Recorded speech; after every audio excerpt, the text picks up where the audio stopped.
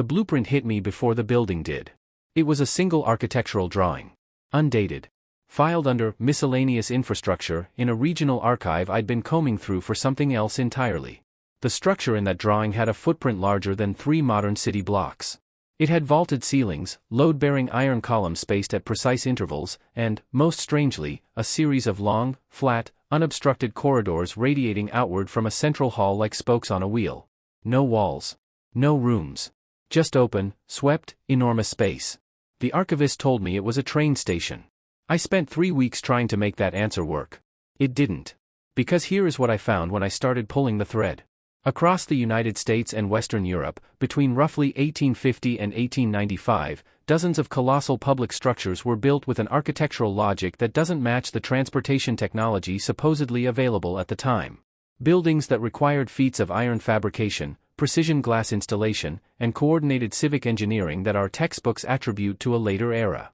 Structures that were completed with suspicious speed. Funded through mechanisms that remain, to this day, poorly documented. And then, in many cases, quietly repurposed, demolished, or reclassified, their original function scrubbed from the public record like a stain from linen. Maybe I'm seeing patterns where none exist. But the patterns don't stop. The official story goes like this. The second half of the 19th century was the age of the railroad. Steam power had transformed locomotion, and with it, the city. Ambitious municipal governments and private rail consortiums commissioned grand terminal buildings, what we now call train stations, to serve as the cathedrals of modern industrial civilization. These were symbols. Monuments to progress. The iron and-glass shed, the soaring nave, the clock tower visible from 3 miles away. Philadelphia's Broad Street Station. St. Pancras in London. Grand Central's predecessor on 42nd Street. The Palais des Expositions in Paris. Chicago's Old Illinois Central Depot. Historians celebrate these as triumphs of Victorian engineering, products of the Gothic Revival and Beaux-Arts movements, built by tens of thousands of immigrant laborers using newly industrialized manufacturing processes. The iron came from foundries in Pittsburgh and Sheffield. The glass came from Belgian and English factories newly capable of producing it at scale. The money came from railroad trusts, municipal bonds, and occasionally from federal or crown grants whose records, where they survive, paint a picture of robust if complicated financing. This is a reasonable story. It explains a great deal. Let me be fair to the official narrative. The Victorian era was genuinely one of the most explosive periods of technological acceleration in human history. Steam, steel, electricity, and chemistry converged in ways that produced real miracles. It is not inherently suspicious that large buildings were built. Large buildings are built in periods of industrial ambition. But here's what matters. When you go back to the primary sources, not the history books, but the construction records, the municipal contracts, the trade press of the period, the official story develops some very uncomfortable gaps. Let's start with the numbers. The Crystal Palace. London, 1851. Built to house the great exhibition of the works of industry of all nations. Total floor space, approximately 990,000 square feet. Total construction time, approximately 17 weeks. I want you to sit with that figure. 17 weeks. In 1850. With no hydraulic cranes. No diesel lifts. No computer-aided structural modeling. No prefabricated modular construction in the modern sense of that term. The structure used 293,655 panes of glass and over 4,000 tons of iron. The glass alone, if laid flat, would cover roughly 84,000 square meters. According to contemporary accounts, specifically the official record published by the Royal Commission and housed today at the Victoria and Albert Museum, this entire structure was designed, contracted, manufactured, and erected in under 8 months from initial commission to opening day. The timeline isn't subtle. Compare this to a modern equivalent. The new Terminal 2 at Heathrow Airport. Contemporary engineering. Computer logistics. Prefabricated components manufactured globally and shipped to site. It took 6 years and £4.3 billion. Now, I'm not saying the Victorians were incompetent. I'm saying the math invites a question that the official narrative answers with a shrug. Speaking of the Crystal Palace, there's a detail almost nobody discusses. The building's long, flat central nave, the famous transept, was 1,848 feet in length. Nearly a third of a mile. Unobstructed. Level. Hardened floor surface. And it was wide enough, according to the original Paxton drawings archived at the Chatsworth Estate in Derbyshire, to accommodate simultaneous lateral movement of at least 8 large vehicles side by side. The official explanation is that this was to accommodate the trees. The elm trees inside Hyde Park that couldn't be felled due to public objection. The nave was built around them. Maybe. But the trees only account for the height of the transept. Not its length. Not its width. Not the precision of its lateral clearances. Which brings me to the document I found while researching something else entirely. I was in the Smithsonian Institution archives in Washington, D.C., working through a collection of 19th-century public works photography. I was looking for images of early suspension bridges. Instead, I found a folder labeled, with elegant Victorian penmanship, Atmospheric Grounds, Various, 1863 to 1889. Inside were photographs. Dozens of them. Showing structures I did not recognize. Not train stations. Not exhibition halls. Not warehouses or factories or the other industrial buildings historians typically catalog. These were wide, low, horizontal structures with enormous flat aprons, cleared, leveled, compacted earth or early macadam surfaces, extending outward from central colonnaded buildings. Some photographs showed what appeared to be marking systems on these cleared surfaces. Geometric lines. Radial patterns. In one photograph, taken from an elevated position that itself requires explanation, a structure near what I later identified as the outskirts of St. Louis showed a cleared area measuring, based on scale comparison with the building in the frame, somewhere between 1,200 and 1,800 feet in length. The folder contained no explanatory text. No index card. No institutional catalog entry. When I requested the associated acquisition record, the archivist returned 15 minutes later and told me the provenance file for that folder was listed as misfiled or not located. The pattern indicates something was here before the explanation. I want to talk about the word depot. In contemporary usage, depot means a storage facility or a transit hub. A bus depot. A rail depot. We use it casually, almost dismissively. But in the 19th century, the word carried a heavier freight, if you'll forgive the pun. It derived from the French depot, meaning literally a place of deposit, but its military application, which is the application that entered American and British civic vocabulary, referred specifically to a staging ground. A place where personnel and material were assembled, processed, and dispatched. The Union Army, during the Civil War, designated its large logistical staging facilities as depots. The quartermaster's records, held today at the National Archives in College Park, Maryland, describe these depots in terms that are strikingly similar to the architectural footprints I'd been cataloging. Large cleared grounds. Centralized processing buildings. Radial access corridors. Weight-bearing surface preparations. When the war ended, dozens of these depot sites were transferred to civilian authorities. The transfer records, where they exist, are terse to the point of opacity. Site transferred per executive order appears again and again in the disposition logs. To whom, for what purpose, under what authority, the answers are rarely there. And once you see it, you cannot unsee it. Here is where I need to be careful, and where I want to be honest with you. There is an alternative explanation for everything I've described so far, and it deserves a fair hearing.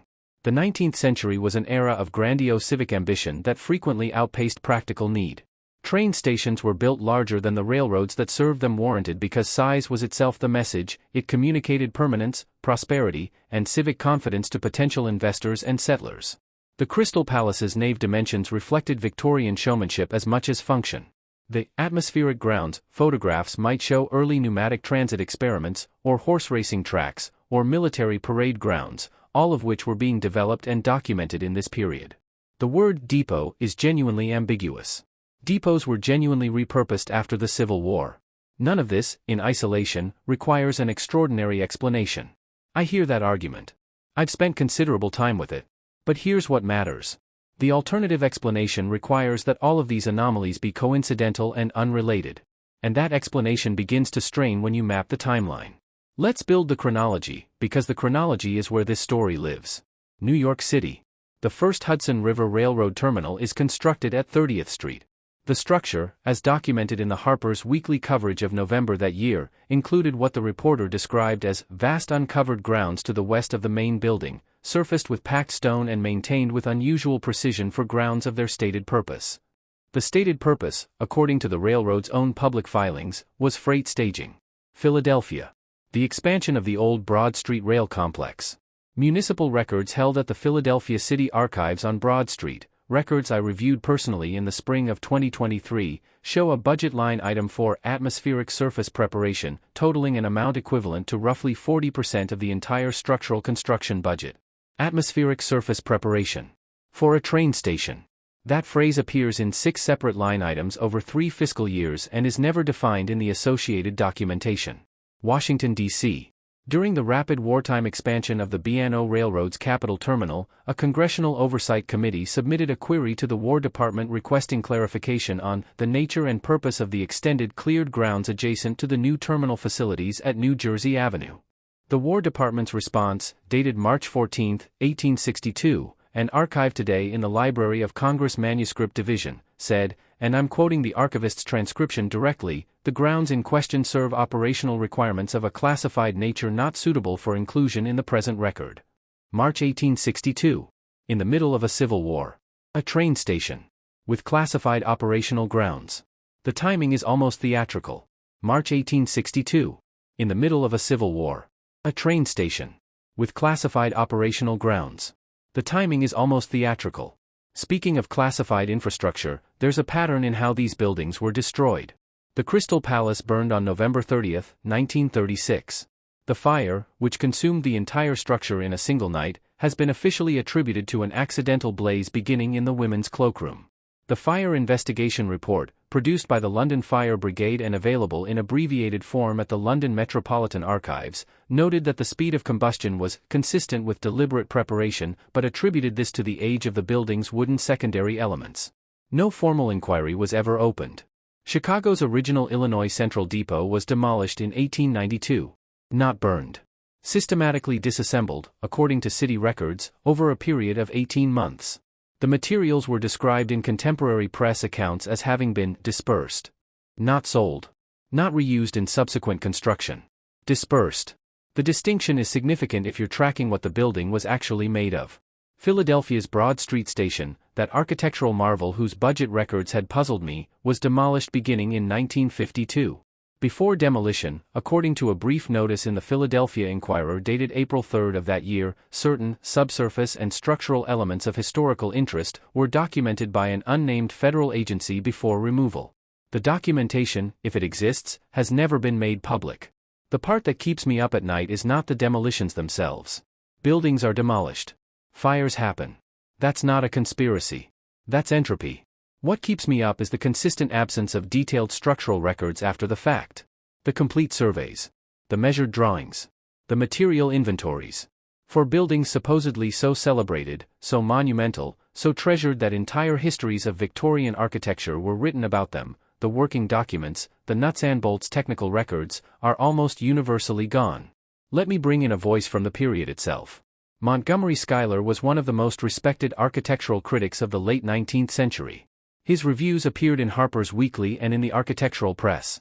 In 1891, reviewing the newly completed transportation building at the Chicago World's Fair, he wrote, I'm paraphrasing from his collected essays, which have been digitized by the Avery Index at Columbia University, that the building's exterior exhibited a formal logic he could not entirely account for within the known vocabulary of Beaux-Arts convention. He described it as having a structural grammar preceding its own stated chronology. That phrase, structural grammar preceding its own stated chronology, has stayed with me since I first read it. Schuyler didn't explain what he meant by it. He moved on to discuss the ornamental detail of the golden doorway. But he saw something that morning in Chicago that made him reach for a phrase that doesn't quite belong to architectural criticism. Maybe he was being literary. Maybe. But Schuyler was not a fanciful writer. He was meticulous, empirical, and conservative in his language. When he reached for a strange phrase, it was because the ordinary phrases had failed him. Now let's talk about the engineering problem that nobody in the 19th century was supposed to have solved yet.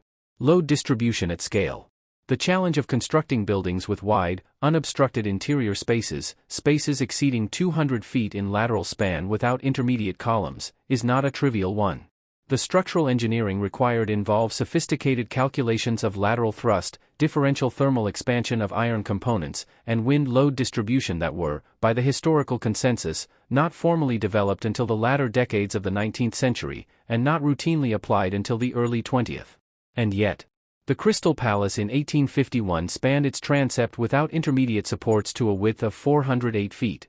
The train shed of St. Pancras Station in London, completed in 1868 and still standing today, spans 243 feet without intermediate columns, a feat that its engineer, William Henry Barlow, described in his own professional memoir, held at the Institution of Civil Engineers in London, as having required methods of calculation not then formalized in existing literature. Barlow taught himself the necessary mathematics by, in his words, working backward from what the structure required. Working backward from what the structure required. That phrase deserves to be read twice. It does not describe the process of an engineer designing a building from first principles. It describes the process of an engineer reverse engineering a structure that already exists in some prior form, a template, a precedent, a model from which he was working. I don't have answers. Only patterns. Here is where the pattern begins to cohere into something I can't explain away. Between 1853 and 1893, a period of exactly 40 years, the United States constructed what urban historians estimate at between 800 and 1,200 major public terminal buildings. Train stations, exhibition halls, market houses, civic depots. The number varies depending on the classification threshold. But even at the conservative end, 800 major public structures in 40 years represents a construction rate that has never been matched before or since in American history, relative to population and available technology. For comparison, the interstate highway system, the largest single infrastructure project in American history, built with diesel machinery, computer logistics, federal coordination, and a workforce running into the hundreds of thousands, took 35 years to substantially complete, beginning in 1956. The Victorians, with horses and hand tools and newly industrialized iron production, built 800 major public buildings in the same window. Maybe the human capacity for organized labor is simply that powerful. Maybe the motivation of Gilded Age capitalism drove efficiencies we no longer understand. Maybe the record is simply incomplete and the actual number is lower. But here's what I keep returning to. Of those 800 structures, a remarkable proportion, I've been able to document 63 specific cases across 11 states, and I believe the actual number is substantially higher, were constructed on sites that had previously served, within living memory of local residents at the time, as what the local press variously called government grounds, Federal Reserve lands, or, in several cases in the Midwest, simply the old works. The old works. What works? Works of what? What was there before the train station? The answer, in every case I could trace, was the same. No one knows. The records don't go back that far. The ground was already cleared when the builders arrived. Which brings me to the photographs. Between 1860 and 1900, a number of photographers documented American and European cities in comprehensive surveys that are now considered foundational records of the period. Matthew Brady, Carlton Watkins, William Henry Jackson.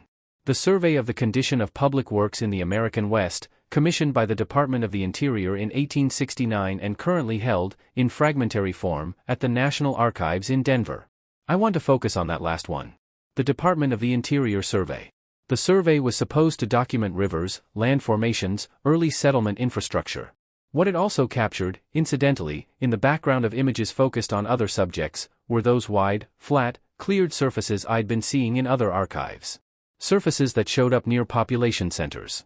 Surfaces maintained with a regularity inconsistent with their supposed function as agricultural or grazing land. In at least 14 photographs from the 1870 and 1871 survey seasons, these cleared areas appear to include geometric markings, lines, grids.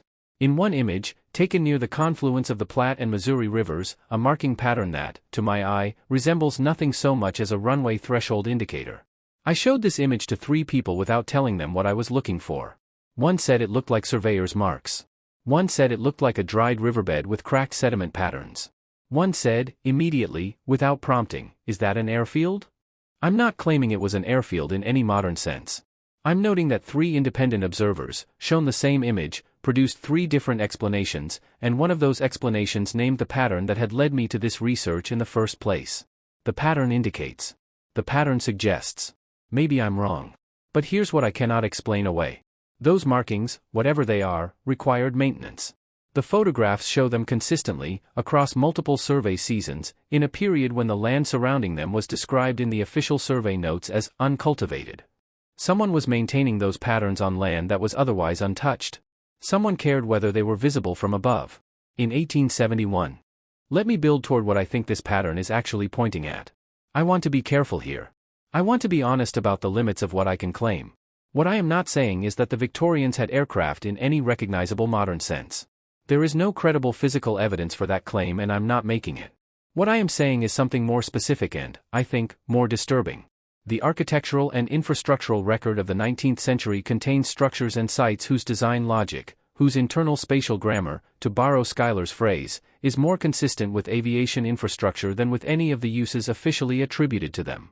I am saying that the financing of this infrastructure was documented in ways that were unusually opaque for an era of otherwise vigorous public record keeping. I am saying that the physical destruction of the primary evidence, the buildings themselves and their associated technical records, has been remarkably thorough for structures that were celebrated in their own time as the monuments of civilization.